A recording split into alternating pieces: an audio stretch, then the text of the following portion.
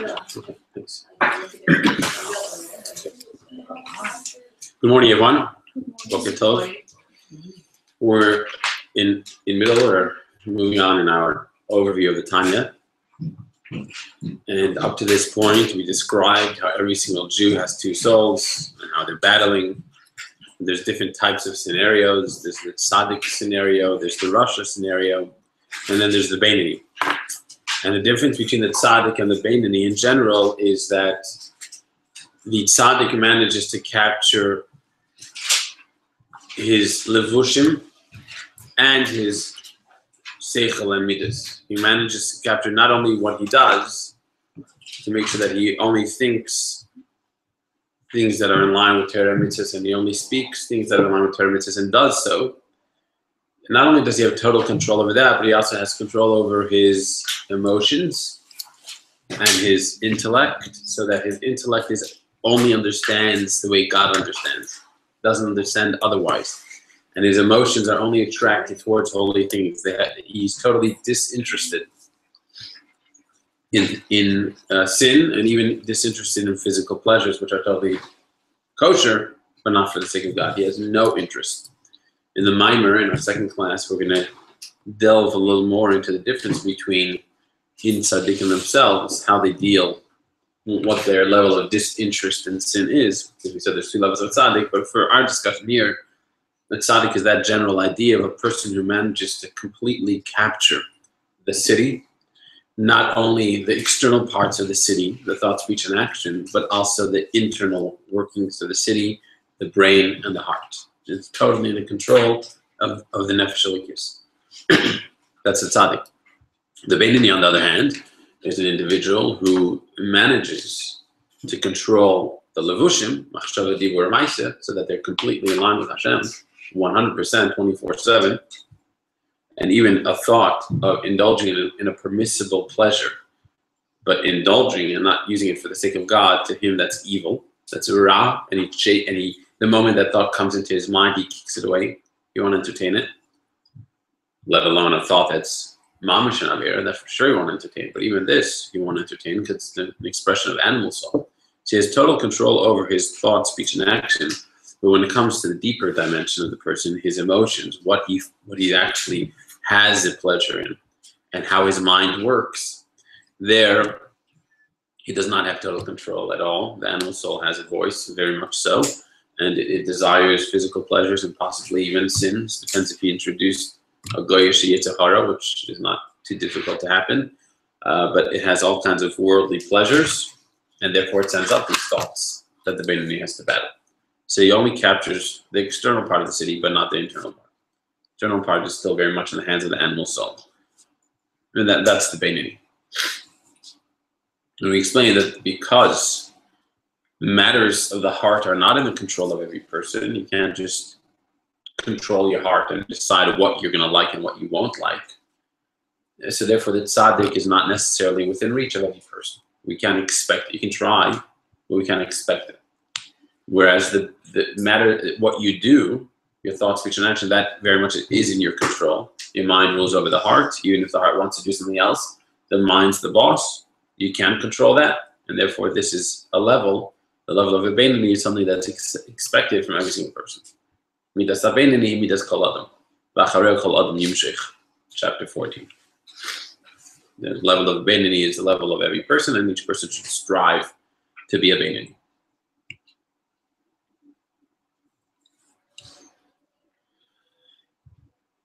In chapter 15, the Alter Rebbe begins to look or examine the level of a Beinoni a little more carefully. And he explains that in general, there are two levels of a Beinoni. Yes, there's 500 levels of a Beinoni, but they can fall into two categories. There's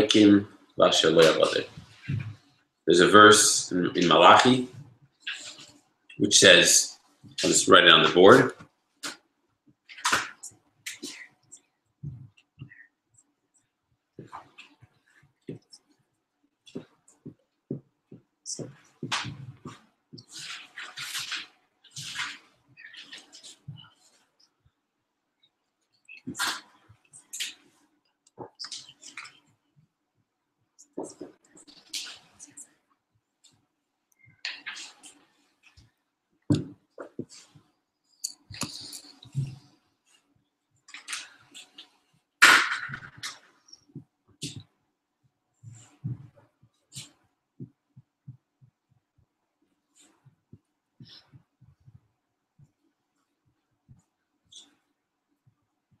Okay, so this is the verse.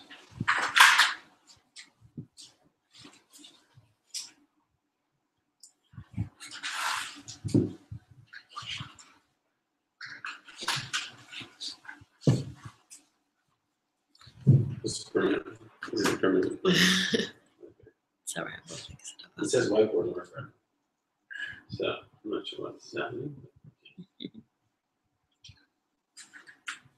Whiteboard. Okay, so there you have it. We have this Apostle Malachi. V'shaftem u're'isem. You should return, come and see. Bein tzaddik l'rasha, between a tzaddik and a rasha. Bein oved l'elokim l'asher lo ya'avadai, between one who serves God and one who does not serve God. So the question is, isn't that repetitive? A tzaddik and a rasha is, the tzaddik is the one who serves God, and the rasha is the one who does not serve God. So the Alter Rebbe explains, no, it's not repetitive at all. There's 4 levels of individuals being discussed. There's a tzaddik and there's a rasha. There's an oved elikim, one who serves God and one who does not serve God. In other words, we start with a tzaddik. A tzaddik is a person who has captured not only his intellect and emotion, but also, say it the other way, not only what he does, his thought, speech, and action, but also his intellect and emotion is totally in the godly soul's control. That's the tzaddik. The rasha is the opposite end of the spectrum.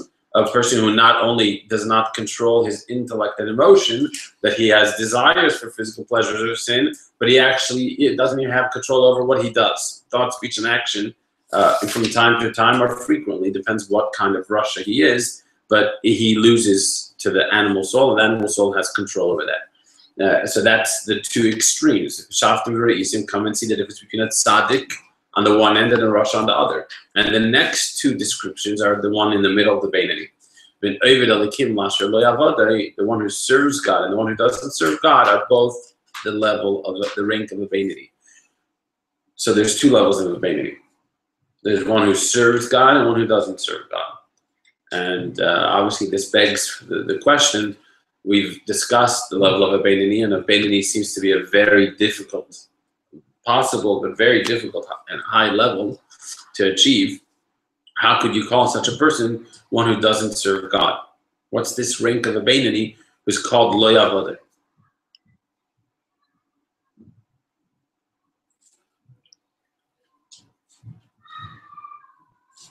So there's 6 levels altogether in the whole chart we did. Yeah. Yeah, call it 6 levels. So, what does it mean, a Beinani who doesn't serve God? So the Alter Rebbe explains that you can have a person who does not have a very strong, fiery type of nature. They have a very cold nature. They're very cold. They're not heated. And cold in the sense that they don't have major temptations. They're just a very cool personality. It's not a major battle for them to stay in line with Torah, because anyways it fits in with their personality. That's the type of person they are. They're very subdued anyways. They're humble by nature. They're refined by nature. That's just the type of person they are. So there's no battle to stay away from sin. They don't have major pleasure in food. You know, some people enjoy their food. Others really don't. Just don't enjoy it.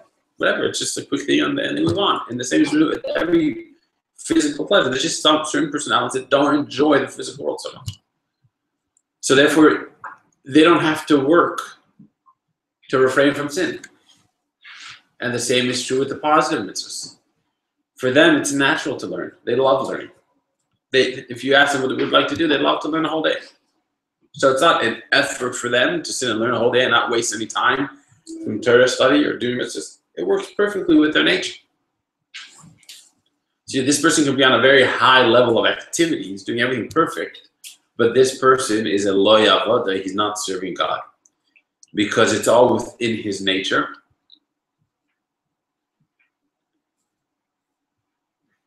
It's all within his nature, and he makes no major effort. He's still a Beinani. He's not a rasha because he never sins. A rasha is someone who sins. This person never sins. Not a rasha, but they're lo ya'avadai. They're not serving God. They're not going out of their nature.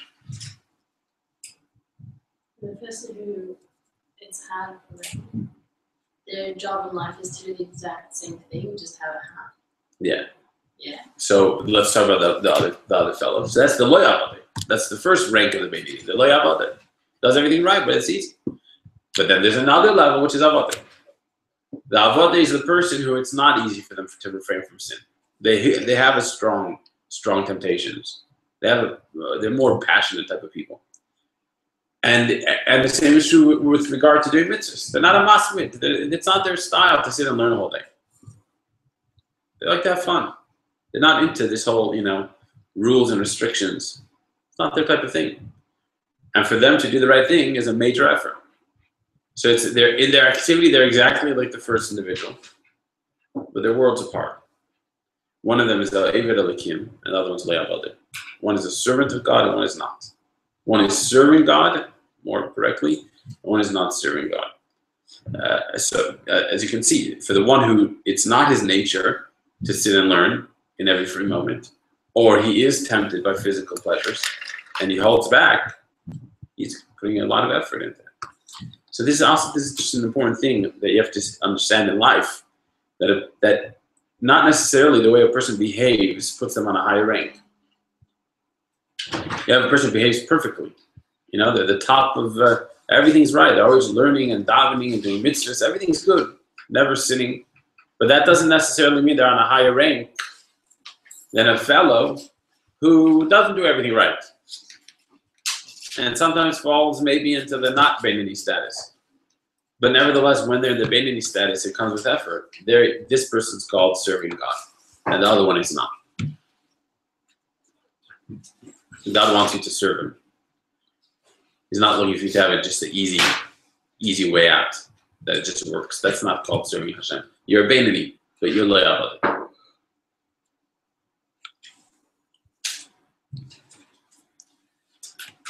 Someone had a question? Yeah, but you said that doing mitzvahs is lying there. Because the there's a lot of other personality probably likes doing mitzvahs alone in sounds. Well, if that's within his comfort zone, so that's lo yavadeh still. Depends what the call of the hour is. Sometimes the call of the hour is to do mitzvah, sometimes the call of the hour is to study Torah. So if he's doing something that's not comfortable for him, if he's doing mitzvahs all day and that's comfortable for him, he's not yet avadeh until he pushes himself beyond his comfort zone. So it's not two different people, it's like just different aspects of two people. It's two different levels of a Beinoni. And it could be one person, it could be two different people. If the person has a time in their day where they're pushing beyond their comfort zone, then they're avadeh. We're not saying that in every moment of their day they're avadeh. But if they do push past their comfort zone, then they're avadeh. A person who Judaism just fits perfectly with them, and it's no major effort, is lo yavadeh. If you can find some part of your day that's not comfortable, and nevertheless you're pushing yourself, that's avadeh. So if the person loves doing mitzvahs, but he knows that he has to learn an hour in the morning, an hour at night, then that's not comfortable for them, and they don't like learning, and they push themselves, he's avadeh. So is like avoda, like it sounds like you're translating it as like effort, like exertion. Yeah, because ayvid means to work hard work. But the law of those still working. He's not right. So he's working, but he's not really doing anything for God. It all works for him. People go to work and they love every bit of it. They never went out of there. They never did anything more than what's comfortable for them. People need to work. They need to achieve. So as long as he's doing it and it works for him, we can't say you're serving God. You're doing it because it works for you. Some people, it works to be religious Jews. They like the Shabbos thing. There will be like 1 minute that you will be out of the comfort. Okay, hopefully, not necessarily. You have certain people that they're religious Jews and they do everything right, but give that moment where it's a bit out of their comfort zone, all of a sudden, no, they can't. It's uncomfortable, no. We're not going there. So that means that they're living a lifestyle which works for them. They're not oived alikim, they're not serving God. They have found a comfortable lifestyle that works with their nature. They happen to incorporate God also in Judaism, but they're not actually doing anything for God. They're not going out of their comfort zone. If you're in a relationship with someone And the only thing they're ready to do for you is what's comfortable for them. And they'll never do something that's not comfortable for them, but they're doing it for you. Then what kind of relationship is it? They're in a relationship with themselves. You happen to be something that at this point is comfortable for them. They're not really in a relationship with you. A relationship means that you're ready to do something that's not what you want to be doing for the other person. So this individual, this Beinoni, is a loyavada. He's doing everything right, but he's not really ready to go out of his comfort zone for God. So he's not serving God. He's a Beinoni because he never sins, but he's not serving God. And this is what the Gemara says. When the Gemara says, what's the difference between one who serves God and one who doesn't serve God? So the Gemara says, someone who reviews his studies 100 times, that person is not serving God. If you review your studies 101 times, now you're serving God. The question is, what, one more time makes me now serving God? Just that one extra time. I reviewed 100 times. I learned the passage of the Talmud and I reviewed it 100 times. I'm not yet serving God. 101, now I'm serving God. Why? So the Alter Rebbe explains, because in those days, they would review their studies 100 times in order to remember it. Everything was by heart. Nothing was written. So you have to review 100 times to make sure that it was ingrained within your mind. So that was natural. That was your normal thing. To do it 100 times was just doing your thing. It was your nature, second nature. But that 101st time, that's already pushing beyond what you're used to. And that's where you really score points. That's where you become an Ovid Elikim. And we don't necessarily mean 101, because after a little while of doing 101, now 101 is your comfort zone. So 101 is no longer serving God. You have to be doing 102. So the same is true in our lives, in our relationship with Hashem. As long as you're comfortable with what you're doing, and there's never an uncomfortable moment where you know that you have to push yourself because this is right, even though I don't want to do it, then you're a le'avada. You can be on the highest of levels. And it could be that you did push yourself earlier in your life. Maybe a decade ago, you really pushed yourself to start keeping kosher, but you start saying chitas, or whatever it was. Maybe you really did push yourself at some point. And at that point, you were an Ovid Elikim. But now that it became comfortable, you're back to le'avada. We need to be in a constant mode of Ovid Elikim, constantly ready to go out of your comfort zone for God. And that's how you have a real relationship with Him. You're doing things for Him all the time. And that's how you show your love. You're ready to go out of your comfort zone, something that's not in your nature. Yeah. What about study? Well, the tzaddik can be on that level, can he? You're saying that tzaddik seemingly is a Yeah. le'avada. Yeah. So the Alter Rebbe calls the tzaddik an Ovid Elikim. Ovid Elikim. He's not serving God, he's a servant of God. He's gotten to a place where his whole existence is for God. It's not hard for him. It's not hard for him, but he's given his entirety to Hashem. There's no I that's left. It's not like he got into a certain comfort zone, which works for him and is separate from Hashem. His whole being is for Hashem. He's given himself. He's an Ovid Elikim. We still have our egos separate from Hashem. So as long as when we're doing something that's not comfortable for us, so we're giving ourselves away for Hashem. And if you fall into a certain comfort zone, then it's still that's part of your ego now, part of you. But it's not like there's no ego. It's all for Hashem. It's an Ovid Elikim. So we never. But by the way, there's a certain sweetness that Hashem, a certain pleasure Hashem has from the Aveda of a Beinoni over a tzaddik. Why do you think there's so many more Beinoni than tzaddikim? Because there is something a lot more pleasurable from a Beinoni. In Tanya, the Alter Rebbe uses the example that one is spicy food and one is sweet food. Sweet food is very good, but when it comes to spicy, sharp foods that are well spiced, he says that is meishivis hanefesh, that restores the soul. It does something more than sweet foods. So there's a certain pleasure there, greater than that tzaddik. But the point here is that a person has to be, a Beinoni needs to be an Ovid Elikim, not a le'avada, which means to constantly go beyond his comfort zone. Find yourself every day doing something that is not perfectly comfortable with you, but you know it's right. That would be an Ovid Elikim. So it's only one time a day?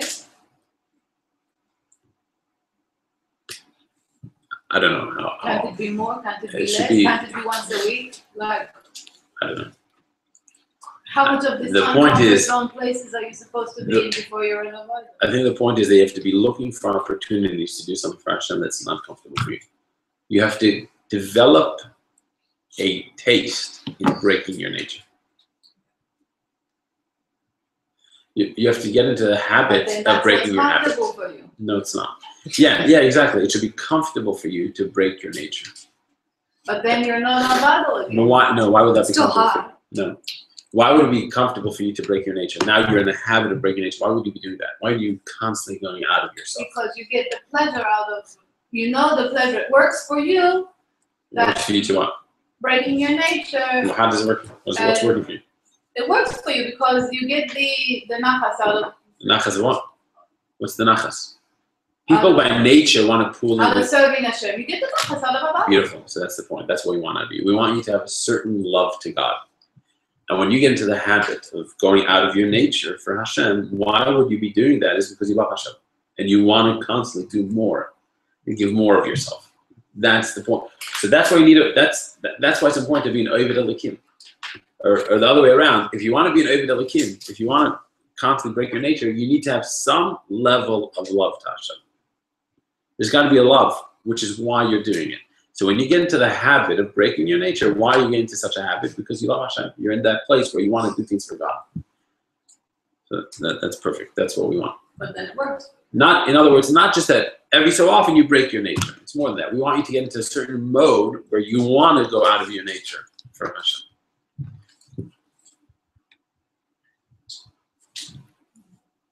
Isn't it a natural want of you? Or is it just a In other natural words, want of the Yetz Neshama? Let's go to the example of a relationship. If you get into a mode, you love another person so much that you want to show them as much as you can that you're doing things for them, and you get into the habit of doing things for them because doing things that are not comfortable for you for them. And the moment it becomes comfortable, you're ready to do something else that's not comfortable. That means that there's something more over here than just you doing your thing. You're constantly in a mode of showing them how much they mean to you. So that's the art. It's Oived Elokim. So how do you get to the level of Oived Elokim? You have to have some level of love. You got to have some level of love to Hashem to constantly break your nature. Some level. I'm not talking about huge love, but there's got to be some kind of love to Hashem. And if that's necessary, if we want you to be an Oived Elokim, and being Oived Elokim requires love to Hashem, that means that that's within the reach of every single individual.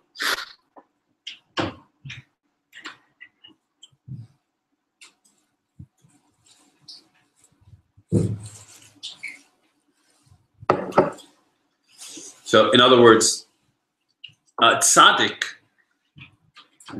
their love to Hashem is the focus of their avodah. They're constantly trying to get higher levels of love to Hashem. They're focused on their love to Hashem, higher and higher. The Beinoni's focus is not love to Hashem. What's the Beinoni's focus in life? What's the Beinoni's focus? Control, speech, and action. Thank you. Control, thought, speech, and action. That's the Beinoni's focus. Machshavah reminds that that's your thing. But in order to do that properly, and properly means to push yourself further in all of those areas, constantly push yourself beyond your comfort zone. In order to do it properly, you have to have some level of love. So the love of a Beinoni, the love to Hashem, is only a means to an end. It's not the focus. The main thing is his thought, speech, and action being in check with God, in check with Torah and mitzvahs. But in order to do that properly, he also has to introduce some level of love to Hashem. Not a huge level of love, but some love. And because he's expected to do that, that means that it's possible. So that's one reason why a Beinoni needs love. Because the love is needed to push him beyond his comfort zone. When you love someone, that's when you get ready to go beyond your comfort zone for them. There's another reason why love is necessary for a Beinoni. What's the second reason? Because the real way to do Torah and mitzvahs is with love and awe, is to have emotions.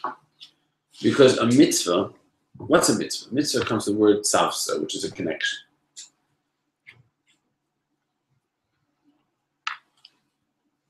The real reason why a Jew should do a mitzvah is not because God commanded them to do it. It should be more than that. It should be that you love Hashem and you want to connect with Hashem. And you're told that the way to connect with God is not to climb up a mountain in Tibet. The way to connect with God is by doing a mitzvah. That's how you connect. And that's the real way to do a mitzvah. That you love Hashem and therefore you go and do the mitzvahs to connect with Him. It should be done with that feeling. And that's the way to refrain from a sin. Not just because God told you you can't do it and therefore you're afraid to go against Him. It's more than that. It's that you don't want to separate from God. You love Him and you don't want to separate from Him. Anything that you really love, you're afraid of losing. If someone buys you a beautiful piece of jewelry and you're not afraid of losing it, then you don't really love it. You don't appreciate it. You want to see when you buy something for someone, you want to see that they're protecting it, that they're guarding it. You just leave it around. It shows they don't really love it because they're not afraid of losing it. So if you really love God, you're afraid of losing your connection with Him. And when you do an Avera, you disconnect from Hashem. And that's the real reason why not to do a sin. That's the soul of it. That you should feel an awe of Hashem and therefore a fear of doing anything that will separate you from Him. That's the real key of Torah mitzvahs. Without that, it's a dry act. It's empty. It's not what it's really meant to be.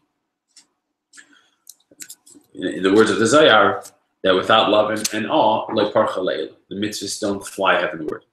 They don't fly heavenward. They don't have a soul. They don't have the wings.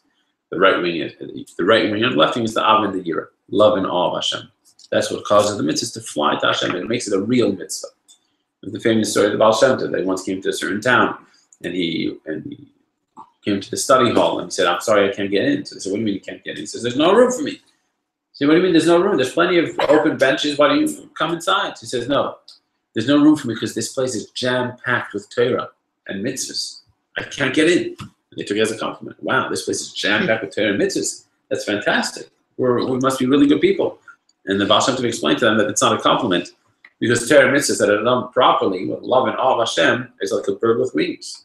And every mitzvah that you do flies to God.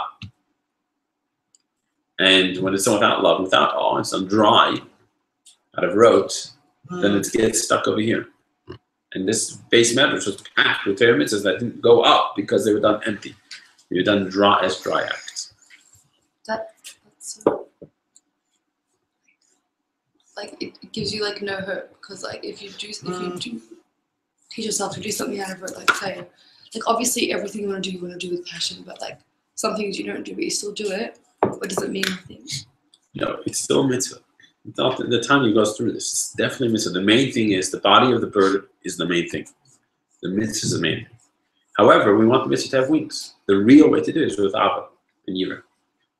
If you don't have that, you still have the mitzvah, and eventually you can attach wings some other way, but this is no way trying to put down the idea of actually doing the mitzvah. That's definitely the main thing. The main thing is the action. But one time you do it right, it takes all the rest of the times up with it, no? Yeah. Yeah. When you learn a certain part of Torah and you learn it the right way, it lifts up all the Torah that you learned in that area the wrong way. Oh, so even if you did a mitzvah like she's saying that, so you do something every day and you don't necessarily know about the Avayira, you're not at the level, let's say, and then you did it, and then one time you did it with the kavanot, I don't know, and it all goes up. That's right. That's the big deal about doing mitzvah. It's the same way with tefillas. So all your tefillas, you just say those words. Say those words. It could be that one time you'll daven properly, and you'll pick up a decade of tefillas with that one tefillah that you did properly. So you're adding into your bank account. It hasn't arrived yet. You're getting all these credits, and then it just has to press that enter, and it's going to all show up in your spiritual account. So there is hope. There's a lot of hope. There's definitely hope. What was the point of the Baal Shem Tov telling you? The point was to tell them that you guys have not been studying Torah properly. Get your act together. Not that it's a late waste of time. It's all here, but it's waiting. It's stuck in your base medrash. It hasn't gone up to where it could go. So they needed to do their mitzvahs for Hashem and not just do the mitzvahs because. Yeah, or study the Torah because of their love for God, not just because it was a great intellectual exercise or it gave them some kind of level, sense of importance in the community.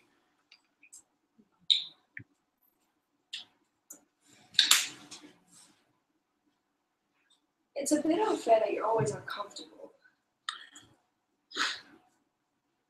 Like this makes Torah and mitzvah sound uncomfortable.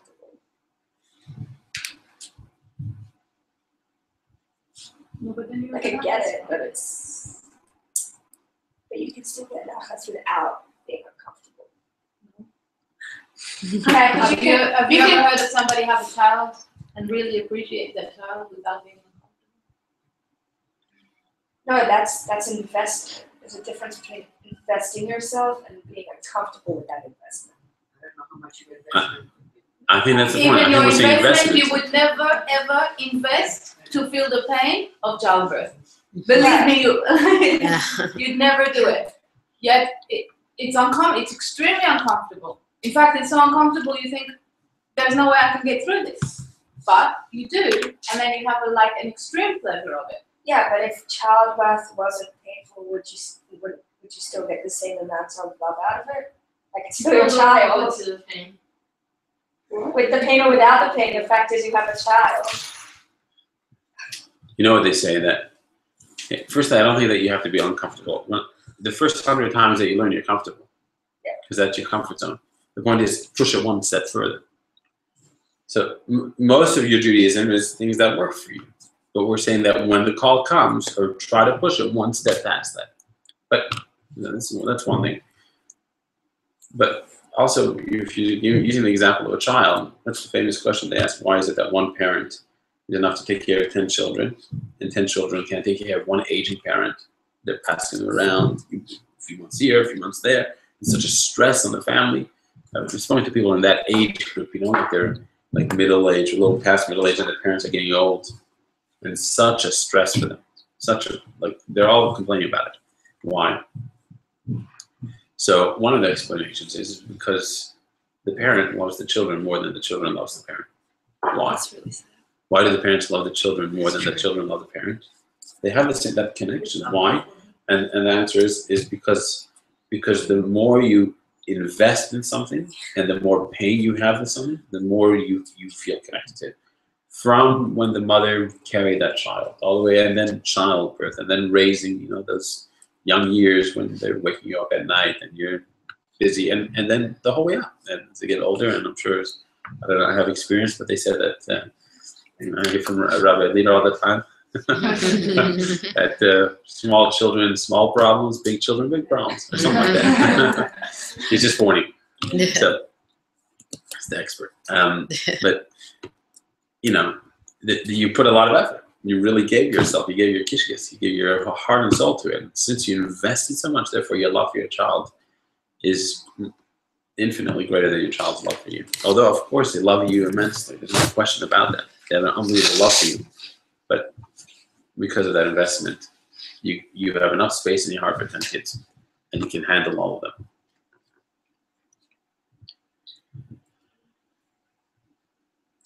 That's the thing, that even though it hurts, you'll have more children. Some of us will have 10. But again, I don't think that Judaism, the point is to always be uncomfortable. The point is to be ready, to be always ready to do that extra step. Someone knocks on your door and you're not in the mood, but they need a meal, or they need tzedakah, there's always times when there's a call to go a little bit beyond your comfort zone. And that's what a Beinoni Yasher Avodah is, that they're always ready to do that, to show their love to Hashem. Most of their life is normal life. They learn the 100 times. So you learn the 100 times, you're used to it. And you love it. But you're ready to do the 101. And that's a very telling moment. That last moment is a very telling moment about where your heart really lies. Is it just your comfort and your lifestyle, or are you there for Hashem?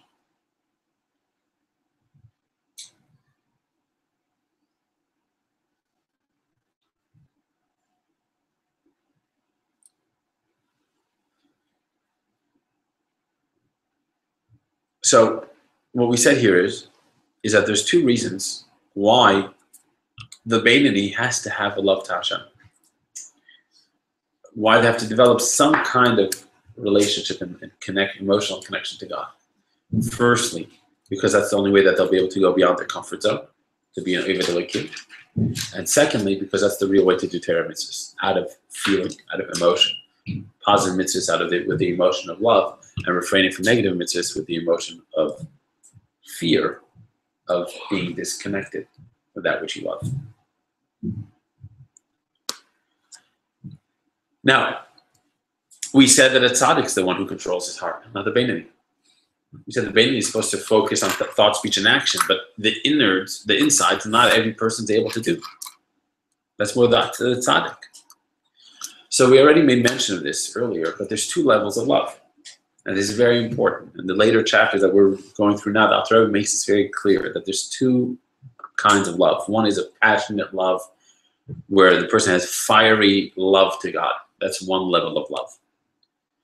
And then there's another level of love which is not passionate, it's not fiery, it's a hidden love. It's like in the inner recesses of your heart. It's in your mind, but it's not a revealed passionate love. The first one, not every person can reach. That's a tzaddik. And even a Beinoni, there's some Beinonis who could reach a passionate love to God. Or at times during their Beinoni life, they can have that love.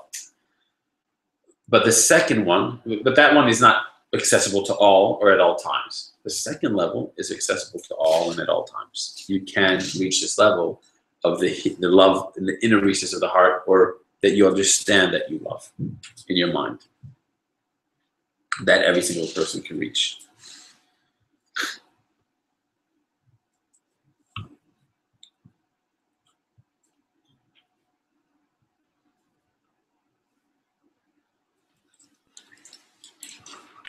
And that love is sufficient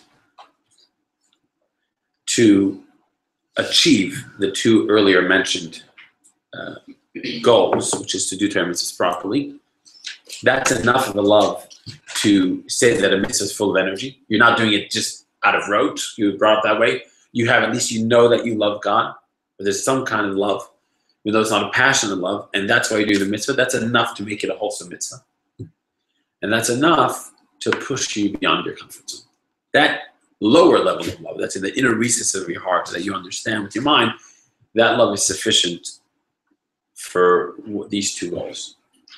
So in other words, a Beinoni's main thing in life is controlling thought, speech, and action. It's only that in order to fully control the thought, speech, and action and do it properly, you have to have some level of love. But what level of love do you need in order to make sure that the mitzvahs are done with a feeling, and to make sure that you go beyond your comfort zone? The lower level of love is sufficient. That lower level of love is within reach of every person, and therefore the Beinoni is the level that every person can reach. It's not just controlling thought, speech, and action. There's also a certain dimension of love, but it's a lower level which every person can reach. Or to say it a little differently, it says that tzaddikim libam b'shursam, that by tzaddikim their hearts are in their control. But there's very few tzaddikim. There's very few tzaddikim. However, that's the heart. But the moyach, the mind, that is in the control of every person. Your heart, you've got to be a tzaddik, or maybe a high-level Beinoni. But your mind, that's in the control of every person. And since your mind is in your control, therefore you can use your mind to think about the greatness of Hashem. You could learn about it, you could learn Chassidus, you could learn about the greatness of Hashem, spend time thinking about it, think about what you're saying in davening, that's all about the greatness of Hashem, and based on that, at least you'll understand that you love Him. And you'll produce at least a love in the inner recess of your heart. It might not be a passionate love, but some level of love. And that will give you the koyach to do mitzvahs properly. In the two above mentioned areas of going beyond your comfort zone, and that the mitzvah should be done with some love.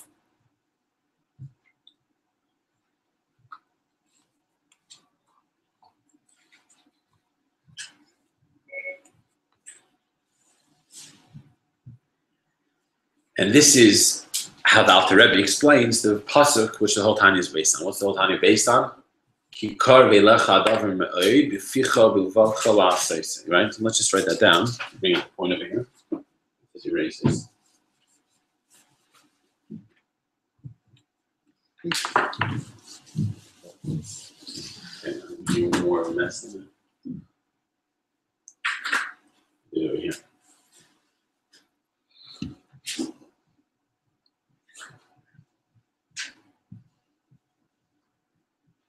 So hadavar, this matter is very near to you.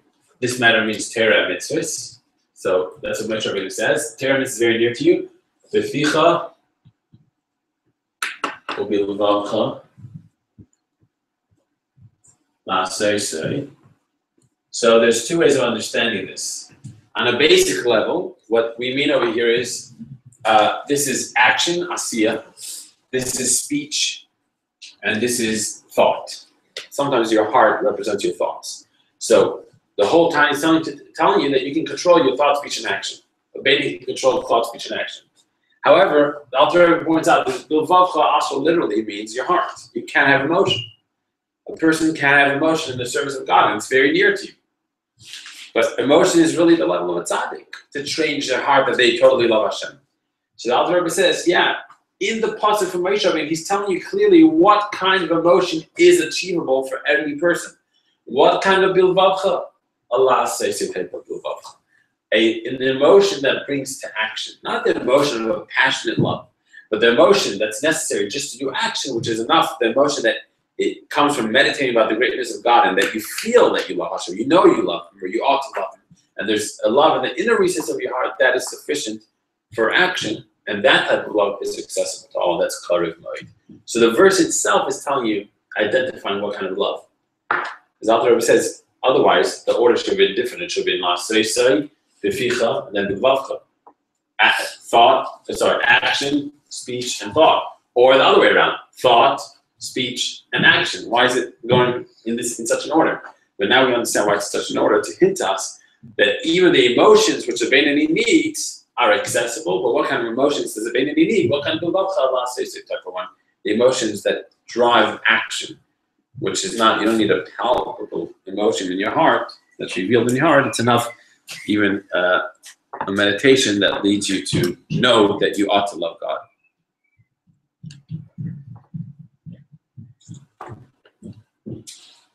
Okay, so that takes us, that's chapter 15, 16, and 17. 17 is very much focused on this idea of the I ought to love, this type of love that comes through meditation. And God willing, on Monday, we'll at least, we went through chapter 17, which was the main goal. Monday, we'll try to do a bit of an overview of the next part of Tanya. Maybe chapter overview of 18 or that next journey. This concludes one part of Tanya.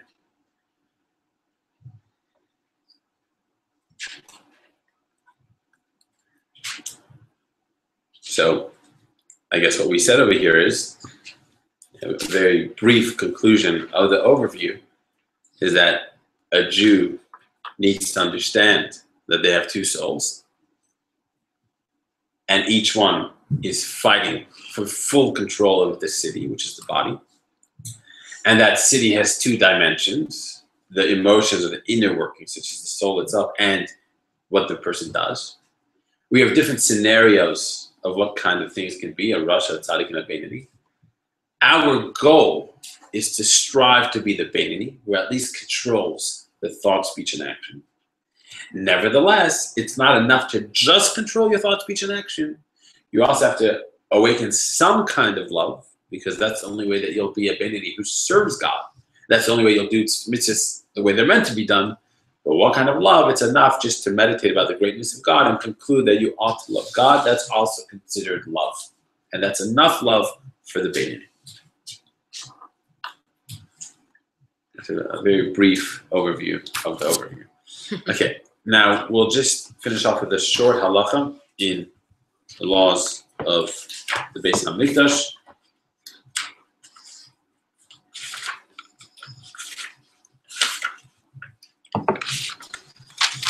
Okay, there's the law, Vav, halacha Vav, Perak Aleph, Eisim B'Hamikdash Kelim. The following utensils are required for the sanctuary: Mizbeach la'elav l'shara karbanos, an altar for the burnt offering and other sacrifices. V'chevesh ha'elam b'elam mizbeach, v'kem yelufnei ulam mashach l'darim. A ramp to ascend to the altar. It was positioned before the entrance hall to the south. V'chiyar v'chane l'kadosh mimenu ha'kehanim yedeim v'ragleim la'aveda. There was a wash basin with a pedestal where the priests would sanctify their hands and feet for the temple service. It was positioned between the entrance hall and the altar to the left when entering the sanctuary. There's an altar for the incense offering. There had to be a menorah. There had to be the table for the showbread. these three things, the altar for the incense offering, the menorah, and the table with the showbread, were all in the temple. They were in the Kodesh, in the holy, in front of the Holy of the Holies. Okay, so this one halacha. And we'll continue with the mimer in about 10 minutes. Thank you.